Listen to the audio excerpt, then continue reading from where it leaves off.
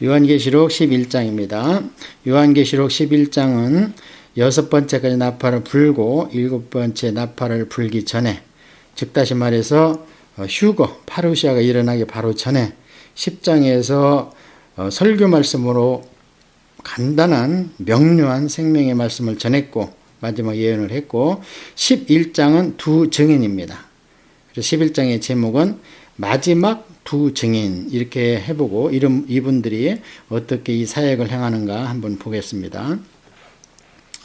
또 내게 지팡이 같은 갈대를 주며 말하기를 일어나서 하나님의 성전과 제단과 그 안에서 경배하는 자들을 측량하되, 이 갈대는 잣대로 한번 바꿔서 기록했으면 좋겠습니다. 왜냐하면 어떤 번역에는 잣대로 되어 있는데요. 지팡이 같은 갈대, 이것은 성경적으로 어떻게 유출을 할 수가 없습니다. 그러나 지팡이 같은 잣대, 그러니까 보통 세탁소나 이런 데에서 재봉사들이 쓰는 잣대 보면은 한 1m 되는 대나무 잣대 같은 게 있습니다. 그걸 줬다는 거예요. 그래서 구약에도 성경에 보면은요, 잣을 가지고 성이나 성전을 이렇게 가로 세로를 재는 경우가 많이 있습니다. 구원의 그런 범주를 얘기해 줄 때. 그래서 여기서도 보면 이 잣대로 성전과 제단과 그 안에서 경배하는 자들을 측량하라 이렇게 기록이 되어 있습니다. 자, 오래간만에 우리가 성전이라는 단어를 지금 여기 나왔습니다. 이 성전은 하나님의 건물도 되지만 또 보이지 않는 에클레시아, 보이지 않는 교회, 이런 의미로도 이제 여러 군데에서 교대적으로 써 있습니다. 이 성전은 사복음서 이후에는 없습니다. 사실 나온다는 것은 마음의 성전이 나왔지, 여기에 나오는 히에론 해가지고 건물 성전이 나온 예는 거의 없습니다. 그런데 여기에 지금 건물 성전이 등장했습니다. 그래서 이 건물 성전을 이해하기 위해서 우리가 물론 구약의 이스라엘 백성이 신약의 교회로 이렇게 승화는 됐지만, 그러나 이 성전 얘기가 나왔을 때 이제 우리가 이것을 히에론의 건물 성전을 이야기하는 경우도 있기 때문에 거기에 중점을 두고 본다면 이것은 이스라엘의 예루살렘에 있는 하나님의 성전이 되겠습니다. 그리고 여기에 그러면 그 안에서 경배하는 자들, 그래서 아니 성전이면 제사지 왜 경배냐 이렇게 말씀드릴 수 있지만, 그러나 이 경배라는 단어는 예를 들어서 아브라함이 이삭을 모리아산에서 번제로 드릴 때 이때도 내가 하나님을 경배하여야 하느니 이 단어를 씁니다. 그런 의미에서 봤을 때 경배라는 것은 경외함으로 하나님을 예배하는 겁니다. 예배한다는 것은 예를 갖춰서 절을 한다는 뜻입니다. 그렇기 때문에 이것은 제사나 예배나 다 포함됩니다. 그래서 거기에 구애받을 필요는 없고, 그리고 이것을 우리가 개괄적으로 쭉 보면은 이것이 곧 예루살렘에 있는 성전이다 이렇게 생각할 수가 있습니다. 이 뒤에 보면 나옵니다. 자, 그렇다면 예루살렘 성전이 지금 없지 않습니까? 지금은 있지만 뺏겼잖아요. 그래서 이 성전이 회복이 된다는 겁니다. 어떻게 회복되겠는가? 전쟁을 통해서 강제적으로 뺏겼는가? 여기 쭉 내용을 보면 그렇게 되지는 않고 어느 계약이나 평화협정에 의해서 이 성전을 받게 되는 겁니다. 자, 우리가 쭉 11장을 보면서 더 설명을 해 보겠습니다. 그래서 이 성전이 만약에 회복이 된다면 그게 세 번째 성전이 돼서 제3 성전이 됩니다. 첫 번째 성전은 솔로몬 성전이 되죠. 그 다음에 두 번째 성전은 그게 완전히 파괴됐다가 바벨론에서 돌아오고 나서 수룹바벨 성전이 됩니다. 물론 헤롯 성전이라는 것도 있지만 그것은 수룹바벨 성전을 다시 구축하고 확장한 거에 지나지 않습니다. 그래서 첫 번째 성전은 BC 그 1000년도경 그때 솔로몬 성전, 그 다음에 두 번째 성전은 BC 500년경의 수룹바벨 성전, 그리고 세 번째 성전은 아직은 이 땅에 실현되지 않았습니다. 기회가 있으면 제3성전이라는 영화나 그 다큐멘터리를 보면은 이해가 잘 갈 겁니다. 성전 바깥마당은 측량하지 말고 그냥 두라. 이것은 이방인에게 주었은즉 그들이 거룩한 성을 42달 동안 집 밟으리라. 자, 여기에 보면 거룩한 성이 나오지 않습니까? 만약에 아까 그게 하나님의 성전이 에클레시아, 보이지 않는 교회 또는 오늘날 교회를 얘기한다면 거룩한 성을 언급할 필요가 없습니다. 거룩한 성은 성경에서 항상 예루살렘 성, 시온 성을 얘기합니다. 그렇기 때문에 이것이 제3성조로 보는 것이 타당하다. 이렇게 이야기하는 거지요. 거룩환성을 42달 동안 짓밟으리라. 이렇게 돼. 이게 이제 3년 반입니다. 이 뒤에 42달 또는 1260일, 한때, 두때, 반때. 성경에 이렇게 세 가지로 기록이 되어 있는데 그것은 모두 같은 뜻입니다. 한때, 두때, 반때는 3년 반이죠. 한때, 두때니까 3에다가 반 하니까 3년 반. 그게 42달이거든요. 그게 1260일입니다. 그래서 급박하게 표현할 때는 한때, 두때, 반때. 이렇게 이야기하고 여기처럼 조금 시간이 있을 때는 42달. 또 그것을 이 제사나 또 이렇게 길게 얘기하고 싶으면 1260일 이렇게 나오는데요. 거룩환성을 42달 동안 짓밟으면 이때는 어떻습니까? 하나님 안에서 경배는 따로 드려지고 밖에 이방인 뜰에서는 또 이방인들이 따로 자기 나름대로의 어떤 귀신들에게 또 제사를 하는 겁니다. 그렇게 해서 양쪽에서 그렇기 때문에 이것이 어떤 협정에 의하지 않고 협정을 체결하지 않고는 이게 분쟁이 나지 이런 일이 있을 수 없습니다. 그래서 너희들 각자 예배드리는 거 좋자. 그러나 각자 정해진 곳에서 하도록 하라. 이렇게 서로 협정을 맺어주지 않겠는가. 이게 이제 제 추측이 아니고 에스겔서에도 그런 얘기가 나오고 있고요. 예. 또 여기에 이제 42달 동안 짓밟는 얘기는 뭐냐면은 이렇게 평화적으로 예배를 드리는 게 3년 반 동안 계속된다는 겁니다. 이게 뭡니까? 7년 대환란의 전반기 아닙니까? 같이 병존하는. 예. 내가 나의 두 증인에게 권세를 주리니 그들이 굵은 베옷을 입고 1260일을 예언하리라. 이거는 이제 구약의 예언한 서진자들을 봤을 때 이런 행위를 많이 했습니다. 그들은 이 땅에 주 앞에 서 있는 두 감람나무와 두 촛대니, 이거는 여러 가지로 볼 수 있는데, 예를 들어서 여호수아 대제사장의 수룹바벨, 그래서 종교적 정치적 이제 교회 안에서 종교적 정치적 지도자로도 이렇게 볼 수 있는데요.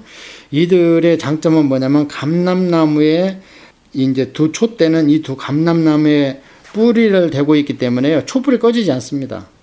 다시 말하면 이 두 증인은 누가 죽이려고 해도 죽을 수가 없습니다. 왜냐면은 감람류가 나무에 감람유를 받을 수 있는 나무에다가 관을 대고 있는데 불이 어떻게 꺼지겠어요? 그게 계속 감람유가 나오는데 그것을 의미한다고 볼 수 있습니다. 만일 누구든지 그들을 해하고자 하면 그들의 입에서 불이 나와서 그들의 원수를 삼켜버릴 것이요 누구든지 그를 해하고자 하면 반드시 그와 같이 죽임을 당하리라. 하나님께서 이 두 증인을 정한 시기 3년 반 동안에 꼭 붙들고 있기 때문에 아무도 사람으로서는 그들을 손댈 수 없다.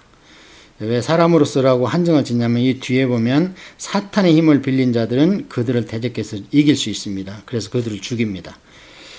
자, 그래서 사람으로서는 어떻게 할 수 없는 그러면서 대다수의 많은 이방인들에게 복음을 전파하니까 눈에 가시지요. 자, 그들이 권능을 가지고 하늘을 닫아 그 예언을 하는 날 동안 비가 오지 못하게 하고 또 권능을 가지고 물을 피로 변하게 하고 아무 때든지 원하는 대로 여러 가지 재앙으로 땅을 치리로다.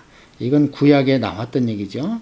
엘리야 선지자가 3년 기도하니까 그 아합과 이세벨 앞에 땅에 북이스라엘의 비가 그냥 하늘을 닫아서 안 내려오고 이런 것을 이야기하는 것이고, 그 다음에 이 물을 피로 변하기, 이건 우리가 출애굽할 때 또는 여러 군데서 본 거죠. 앞에서도 여러 번 봤고 재앙 때.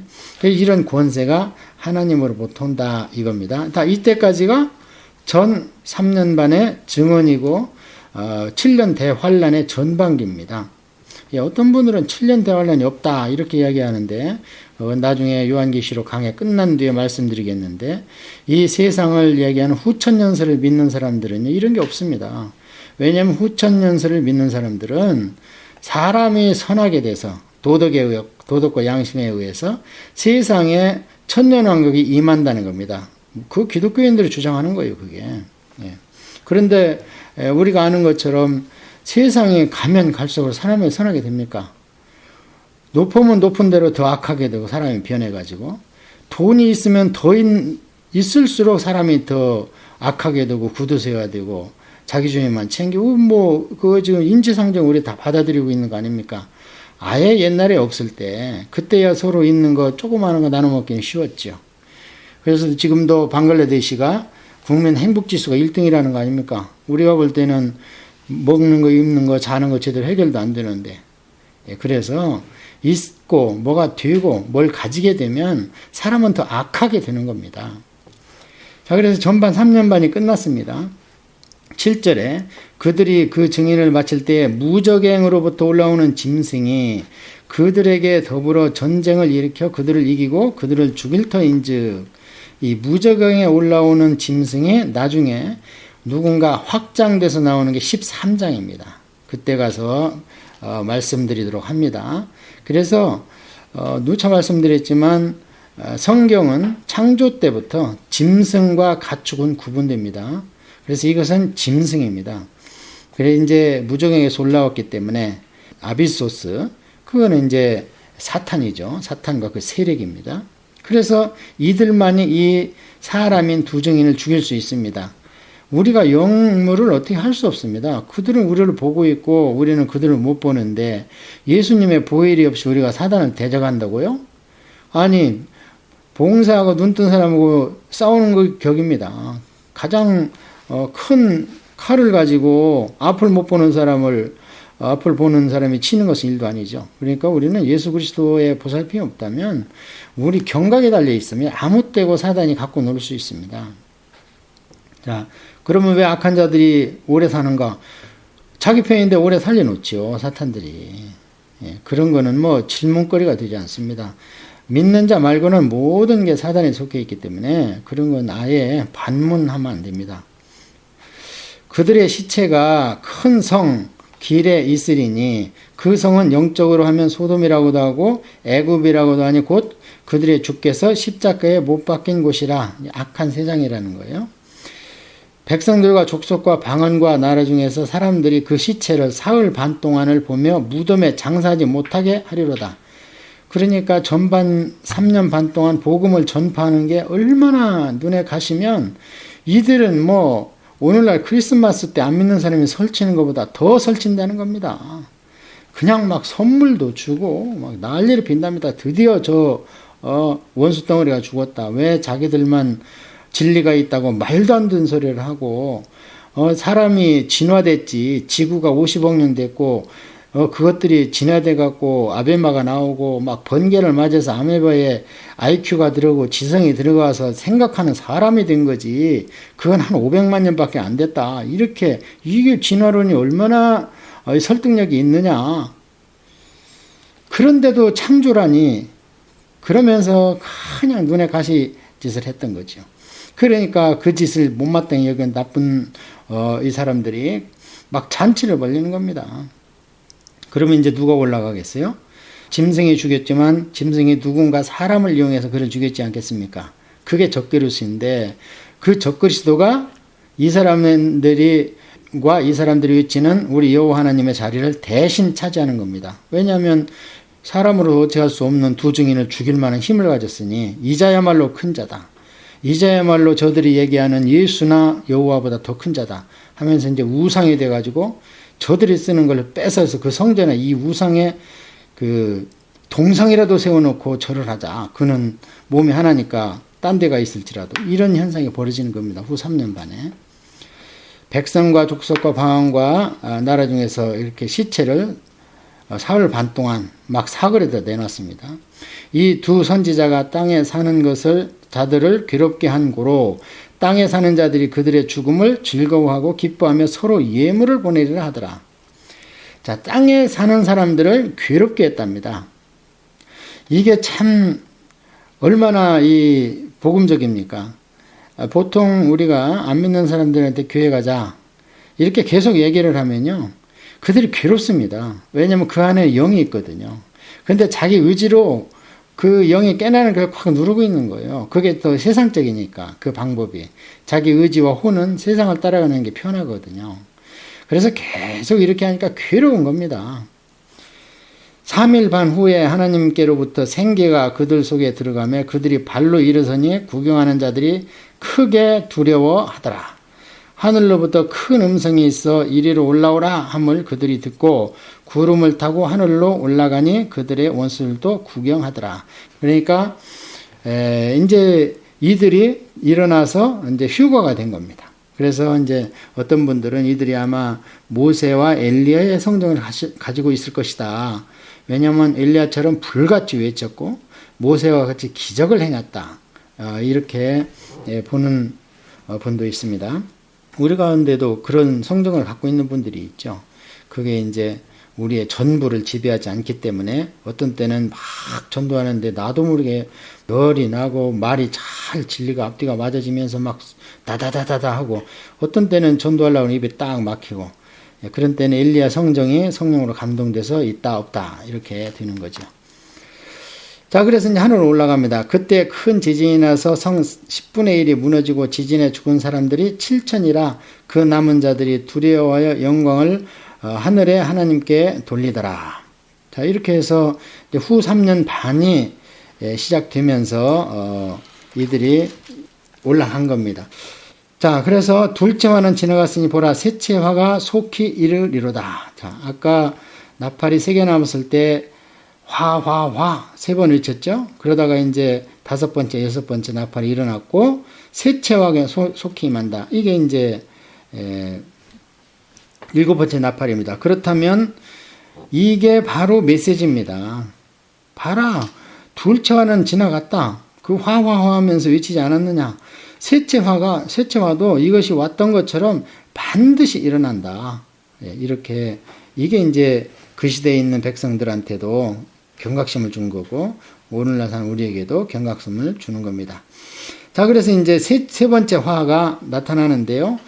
7째 천사가 나팔을 불매 하늘에서 큰 음성들이 나와서 이르되 세상 나라와 우리 주와 우리 그리스도의 나라가 되어 그가 세스토록 왕노릇 하시리로다 하니, 하나님 앞에서 자기 보좌 앞에 앉아있던 24장로가 엎드려 얼굴을 땅에 대고 하나님께 경배하여 이르되 감사하옵나니 옛적에도 계셨고 지금도 계신 주 하나님 곧 전능하신 이여 친히 큰 권능을 잡으시고 왕노릇 하시도다. 이제 성경에서 이렇게 따로 구별돼 가지고 시처럼 운문처럼 기록된 부분은 아마 찬양으로 들리지 않았을까, 저는 그렇게 생각해요. 이거는 운을 따라서 기록이 되어 있거든요. 이런 부분들은 시편 전체가 그렇고요. 또 선지서 중에 대부분이 그렇고, 여기도 이렇게 따로 구분해 가지고 이렇게 운율을 따라서, 한글에는 그게 표현이 안 되는데요. 이렇게 찬양을 할 때는 운율을 따라서 운문식으로, 산문이 아니라 그렇게 기록이 되어 있는 걸 봅니다. 이방들이 분노하며 주의 진노가 내려 죽은 자들을 심판하시며 주의 종 선지자들과 성도들과 또 작은 자든지 큰 자들인지 주의 이름을 경외하는 자들에게 상 주시며 또 땅을 망하게 하는 자들을 멸망시키실 대로소이다 하더라. 이에 하늘에 있는 하나님의 성전이 열리니 성전 안에 하나님의 언약궤가 보이며 또 번개와 음성과 우레와 지진과 큰 우박들이 있더라. 이렇게 해서 11장이 마쳤습니다. 그러니까 11장의 마지막은 세 번째 나팔을 부니까 하늘나라에 있는 성전이 열려서 그 안에 하나님의 이제 대접장에 놓을 매테리얼들이 쭉 있는 거죠. 이것들을 대접에 놓아가지고 휴거 후에 믿는 자가 하나도 없는 이 땅에 이제 갖다 막 붓습니다. 아낌없이 붓는다. 이렇게 표현이 되어 있는데요. 여기에서 우리가 하나 짚고 넘어가야 될 것이 하늘의 성전이 열렸답니다. 그런데 우리가 요한계시록에 보면 다른 부분에서 하늘에는 성전이 없다. 이는 곧 하나님이 전이 계신 천국이 곧 다 성전이다 그럽니다. 그러니까 여기는 다른 데는 또 지성소가 안에 이게 있다 이렇게 돼요. 그러니까 이것을 혼돈에서 번역을 해놔서 그런데요. 어쨌든 우리가 입체적으로 생각을 할 때에 하늘나라 전체에는 따로 모이는 교회가 없습니다. 건물이. 또 따로 하나님의 영광이 있는 구약의 성전이나 성막이 없습니다. 그러나 하나님만이 주관하시고 관장하실 수 있는 다른 어떤 구별된 곳간이 있습니다. 그거는 지성소예요.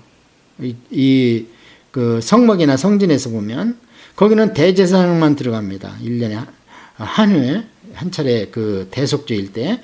그런데 이 지성소에 관할 권은 예수님도 안 되고 성령님도 안 된답니다. 나중에 대접자양 볼 때 아무도 거기에 들어갈 자가 없습니다. 오직 하나님 한 분만 천사들한테 이것을 대접에 부어주는 것을 볼 수 있습니다. 그래서 11장의 끝에다가 15장 이렇게 써놓으면 좋습니다.